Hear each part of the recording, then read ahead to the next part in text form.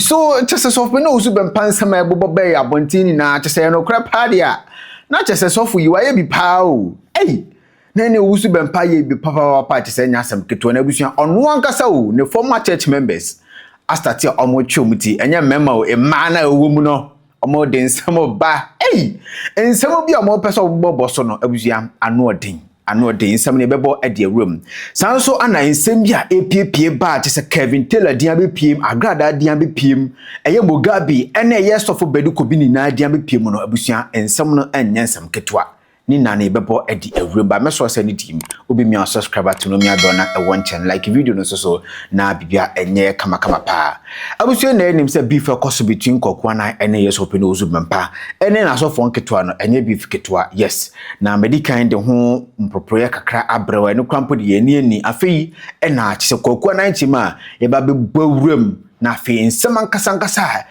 opeso de expose yes open Owusu Bempah no ode aba na abusua yes open Owusu Bempah chese ono ankasa ne former church members bi nsem bi a ebobo firi ho ba no abusua de yenti maybe so muso mayi omutia womuso allegations of what relationships nimne ade say how once upon a time they were members of the glorious Empower Ministry International and womuso already say womu ni aso no mu biem nti yema omkwan no muso mmeka omasa na me say me cover manim womuso no ye hia cover allow us how adentia nyame nipa nie na say yes open Owusu Bempah sorry go na say no me koso wo ankasa ono ane former church members so yes eye maybe wankasa obabi maybe na say nyanipa baako utumi zo mo doso pa omo na chima empena twie bi watiase ebi kokoko so mo pese mo ankasa ba bonten be kan wonsem na Kwaku Annan epeso se ode sanyomani na eba na ebusa o de banamba itiminya eye akokudo betena ho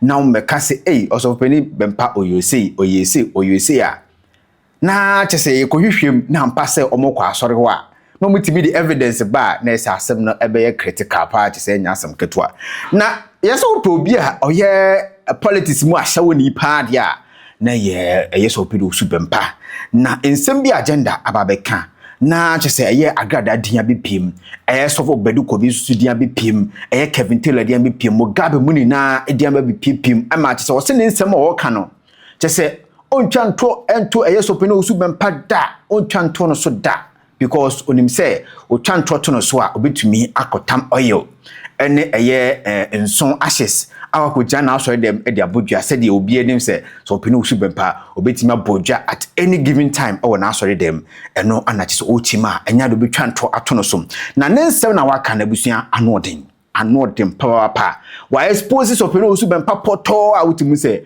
enya sam keto de yentie nensem a ode ebaye maybe some question be agenda say because every na assembly be see here na the airpumpuno basa abriwe we say deja mu na mate na ne kwasem ne ho na me ye investigation na me hu so sana mumu bi nim kra na mo ne papai osofo ya kan ne nim so ye osofo mu ne nya nkutahudie bi anase hunte mi pen edie na adanse be na obetimi edi afa se ne prophecy papa mu boni mu no obedi ni sen yo Kwaku Annan medase amesa tia watiefo ane wahwefo a womutie o me ya from agenda NDC kasama NDC amanyoko no ewo Europe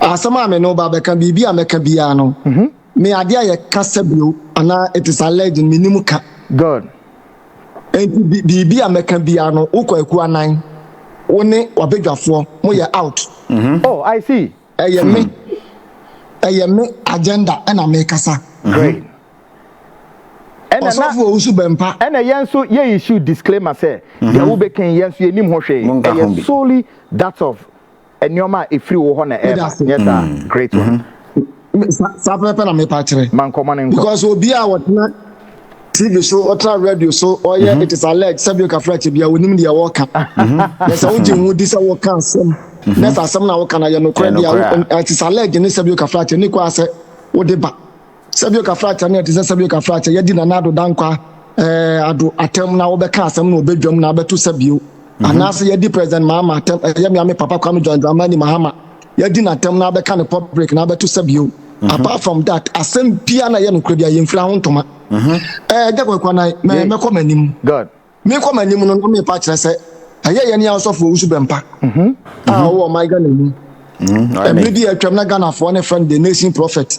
Okay. But the nation prophet alone the friend me na me so a nation prophet na me hu me nko ade na me hu because to me na so dem say John Mahama na de me aba abrochire na me mete abrochire me kasa ma NDC e kasa tia no no na ten Osofo Owusu Bempah e solitia Kwame John Dramani Mahama 2012 13 14 15 16 wow Emma Osofo Owusu Bempah to me for anointing why ne enso ejemu nso ko bo dua wa na solid dem videos no videos no Miami nipa Kwaku skirt. Okay. US. Any Kevin Taylor, Atlantic Kevin Taylor. Owusu Bempah be bo wo mu dua so dem say. Wo maka set ya no. Yeah. And so wo no Osofo Owusu Bempah ko Mugabe show so. So ko hwe Mugabe. Wo ko we hu Mugabe. Na no kwa don Owusu Bempah wo mo ka chen say agenda Mahama. Agenda me ba Mugabe show no kwa den wo ho. If you know Okoye Mugabe wadi meto my phone na ko hwe Mugabe show so Mugabe ya wo no ko hene babu amaye. Are you kidding me? Amko papa na ni so ana. Me na me ka kire wo pa fa me ko court me sia. Man say asem no. No ho na go kama ha my photo. Ento ko na Mugabe. Yes, ko na Mugabe ni ho. Enti host no. Ana ka kire ni say Osofo Owusu Bempah president mama wadi abanda. Abetra konwa so da wose. President mama is my fault. Former president is my fault. Wow. And then Osofo Owusu Bempah your Osofo bi a the political prostitute. Guys. Wow. Where da metu na Owusu Owusu Bempah no, we political prostitute. O twetwa nipa na ntem. Onzo fi ha na waduru ha. Osofo Owusu Bempah na ka me bo won fa anointing oil. No so me som ye different. Me de me som be sia no. Sa som no metu me de ade NDC agina ho wa abrochire. Ambe bodua ho. Me som no. E na metu me de ade NDC agina mu wa abrochire. Ama NDC anya nipa dom wa abrochire. Okay. So Osofo Owusu Bempah be solid NDC mpanifo no matwetwiri form am ne bi atwam. Ontwea. So boss Kwame John Dramani Mahama so fundaka mako for. That's right. Apelko mpanifo se ba ko nso fundaka. Ne kwa. Na president Mahama so fundaka for. Hu pa o. Osofo Badu Kobi benya problem nyina e wo MPP aban mu nyina no eye Osofo Owusu Bempah. Sa? Boyemu. Oh yes. Boyemu. Osofo Badu Kobi eni na agagezi mu benya problem. MPP aban ya twam no mu ti no nyonyo ni na Owusu Bempah na yes ano ma no. Wow. Osofo Badu Kobi ka. Ayeden. CS90. Aye Volvo white color. Yeah. Badu Kobi toka no Togo. Okay. Edi be si fie. Osofo Owusu Bempah na twa no tum. Sani ka no ntu edu ti national security for kofa ka no. Owusu Bempah na yes ade no. Like seriously? No, my friend is snitching. Wow. Owusu Bempah na yes o won so ane anointing wire ko se da wonyina asodam o no mo bibia na me so me fast snap ni kosua and nan ma no Kaish. And I critical. Me me court. And so be near mafia se sa pa na tie dia. Kono nanu mu di asem twedi ampo kwa me di asem. Exactly. Opani ko no ma me kan asem nchiro. Yes. Was what before. Yes. Bible aka was what before and now this year. And ka asem enim anto akwa so. Wan fa before amodua amana anya ho. Bible na aka. Sir. Nti se me Bible na abebo mitrim abeka asem akire Osofo Owusu Bempah. Kwaku Annan. Obo mi dua benyame ana odome ne benyame. Nti me ka no kure bi e wo ho bia de akire Owusu Bempah. No ese no kure.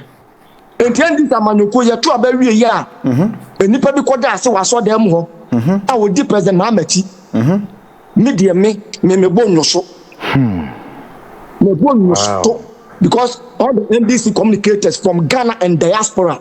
Owusu Bempah di Mahamati no bi antumi ankasa. Apart from nipa miensa. Eye me agenda NDC communicator or communicating NDC diaspora. Okay. Ana Kwaku skirt. Ana Kevin Taylor. Yeah. ye ne sa nipa miensa woni ye sole e ma Owusu Bempah ene nina no nina no agenda otuminya akukudro so ede ne sakoto John Dramani Mahama so but I feel that may recollect to say yes there was a movie or yeah your friends Mugabe so late times o man koto no and o can say Mahama my foot but trying to juxtapose the same person and utumi did unsakogu papa no so 2024 nyame be no utumi ye ne nyoma sa if you really want to be fair to Owusu Bempah agenda Mami ka asem ntino President Kwame John Dramani Mahama no amani be papa ne ye nipa bi a se we anobi Isa a Christopher fan Yesu Kristo na we what Allah salam Prophet Muhammad asomdwan konkron ni firi ho okay na we President Nkrumah firi ho a enipa opasomdwan Kwame John Dramani Mahama enu nti na yebetu aba 2024 me nananom ene me nyankopon na mesom no omo beso me da yese ka che president mama say wo nkwansia bi da kwan mo ma no sa aya si nkwansia ti da ye numu no yes also sure mu se Kwame John Dramani mama konya accident mi kopi ono se agenda ya ma basa me beboa wo man no na ya ma me mu wo man na anwie na omo kum yo and mama nya accident ni abonu trauma moja fini hwini mo ba ensa na ye beto 2024 election asem na make NDC mpanifo na ya we ni ye video e kira kwankyere ya akwankyere na kwankyere ka ho I feel makai yes ozo shapa ni ye video e kira kwankyere accident nso esi ya president mama woso okwe nyame adwuma nyame yi ni free mu no me sade ho kwankyere say me papa no wonya na ma melody na so nye woyi enti Mahama no te bia na tamfo bu ntwele won anim okay okay na go poka se go mba Jesu na tamfo bebu nkotodwo won anim yes Nyankopon ka che ban uko Joshua 1:8 Nyankopon ka che do mba Jesu afa ne John Dramani Mahama ne se so odina asam no ho anopa ene awia no ya asam no yofo na won fi asam no ho anko bonkum anko nifa da bi obedu bia no na tamfo bebu nkotodwe eno nti na Owusu Bempah bebu nkotodwe se wonwu yi Mahama ntumi ni president ene ne sada Mahama so no no we di Mahama wompunipa obia Mahama mpunipa ebi mutima strategy nko so Owusu Bempah we political prostitute mami mi se wasem we ebra obedi nkomo ewo na 2 TV say John Dramani Mahama esufundaka maku enan sansem wuti ye yozen I don't know how NDC for no took it but obi adwena obi ati benya atafo bebre we NDC for no mu kire say yese me mama kwan mo abehye sanko but as a journalist ye na ye hwe ni yetie medwuma no but ni na na eye bre ena ma yehu say asem na nipa ne kan no eye ne kure enye ne kure no ni brimu ne ye kasa asem say why say obetimi akasa papa no sufundaka enan ene wonsa su gu no so so enu nti na ma yusu west bia man say we political prostitute obi a wose onya vision ba ko na president Mahama ejina airport so ko fa shape akwa abrochire wosan hu Mahama vision sanya na Mahama ye bibina ye ne ho wona start ase Mahama ohun no so fundaka for yeah okay bro say Mahama so fundaka depending yeah ba ko no o say osudan osun me mpese meka wo kan wo manu ye midu kire say be osun ejanan yes na asemo ye dey asrasra no huni na wasi wosu ejanan na ejanan ebini ma menka na ebini aye Mahama ho enti Mahama wonu Owusu Bempah no so onwu ya Mahama ntumi media konwa wo Ghana biem ne se wan go horoye ene ne tiri ampo Nyankopon se de Mahama aba and the sunny panels and then Odi Mahama etia walked in Sato Mahama so na dia yan so Owusu Bempah woni nkaye yeah so after the 2020 election no wakosa chief imam nkom no Lima 4 boys e den sekan ni tuo e ko Owusu Bempah so ya me nua ba Agradaa okay sa asem no e hu pa Niami ni aba Agradaa na sesa sika gu ni ka anim ko chema boys no wow so ne eye nima boys no Agradaa sem eye nima boys no me say Agradaa wow nima boys no ma me Agradaa na sesa sika gu ka boys no se Owusu Bempah ye ne wo fanto mu nya no so ne wo say na o twin konti ba ko no wow wo see am Agradaa sem wiem Badu Kobi me se ne car no Volvo CS90 na your white color Omo to ka no Togo e no omo de ba Accra Osofo Owusu Bempah e na twa to mu ma abanda da atwa mu no omo national security for kwati Badu Kobi ka omo be dey say me say so say me boa ono wonso ane anointing oil ko si ado onfa ngu fom.